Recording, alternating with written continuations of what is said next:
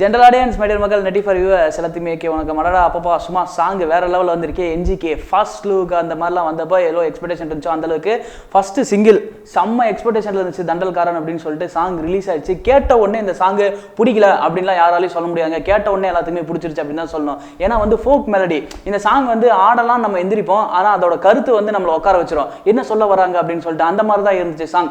யுவன் சங்கர் ராஜா தான் மியூசிக். இந்த சாங்கை வந்து யார் பாடியிருக்காங்க அப்படின்னா கேஜி, அதாவது வந்து ரஞ்சித் அவர்கள் வந்து பாடியிருக்காரு.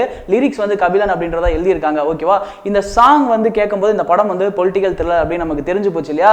இந்த சாங்கை கேட்கும்போது நமக்கு என்ன தெரியுது அப்படின்னா பொலிட்டிக்கல், அதாவது நம்ம நாட்டில் நடந்த விஷயங்களை சும்மா 6 லைன்ல வந்து அப்படியே அந்த சாங்குள்ள அடக்கியிருக்காங்க அப்படின்றது தெரியுது. ஃபர்ஸ்ட் லைன் வந்து பார்த்தோம் அப்படின்னா படத்துக்கான ஜானர் மாதிரி இருக்கு. அந்த ஃபர்ஸ்ட் 4 லைனும் தண்டல்காரன் பார்க்குறான், அதுக்கப்புறம் பொடி வச்சு பேசுறான், அந்த விஷயங்கள்லாம் வந்து கேட்கும்போது என்ன தெரியுது அப்படின்னா படத்துக்கான லைன் கேட்கும்போது இதுக்கப்புறமே வந்துட்டு ஒரு சில லைன்லாம் வருது.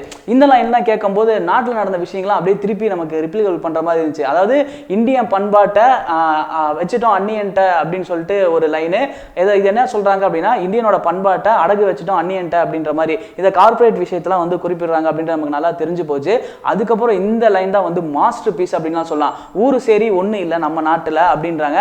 அதுக்கப்புறம் காதல் ஜோடியை வெட்டுறோம் நடு ரோட்டில், செத்தவனை கூட ஒதுக்கி வைக்கிறோம் சுடுகாட்டில். அதுக்கப்புறமே வந்துட்டு இந்த மாதிரியான லைன்லாம் கேட்கும்போது என்ன தெரியுதுன்னு வச்சுக்கோங்களேன், நம்ம நாட்டில் இப்போ நடந்த விஷயங்கள், ரீசெண்டாக நடந்துட்டு இருக்க விஷயங்கள் எல்லாமே இந்த ஆதார் அட்டை இல்லாதவங்கலாம் வந்துட்டு ஆட்சி செய்ய அப்படின்ற எல்லாமே என்ன குறிக்குது அப்படின்னா இப்போ ரீசெண்டாக பொலிட்டிக்கலில் நடந்த விஷயங்கள். அது மட்டும் இல்லாமல் உங்களுக்கே புரியும் நான் என்ன சொல்ல வரேன்னு. ஓகேவா, அந்த மாதிரியான விஷயங்கள்லாம் குறிப்பிட்டிருக்காங்க. ஸோ ஓவராலாக என்ஜிகே அப்படிங்கும்போது பொலிட்டிக்கல் த்ரில்லர் அப்படிங்கும்போது என்ன தெரியுது அப்படின்னா கண்டிப்பாக படம் வேற லெவலில் இருக்கும் அப்படின்னு தான் தெரியுது.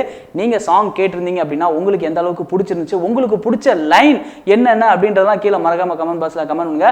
பட்டாம்பூச்சி ஆகுது பச்சோந்தியா நாட்டாம கையில் சிக்கிருச்சு நாடு, அந்த மாதிரிலாம் கேட்கும்போது நல்லா வச்சு செஞ்சுருக்காங்க அப்படின்றது தெரியுது. ஸோ நீங்கள் இந்த சாங் கேட்டிருந்தீங்க அப்படின்னா உங்களுக்கு எந்த அளவுக்கு பிடிச்சிருந்தது கீழே மறக்காம கமெண்ட் பாக்ஸில் கமெண்ட் பண்ணுங்க.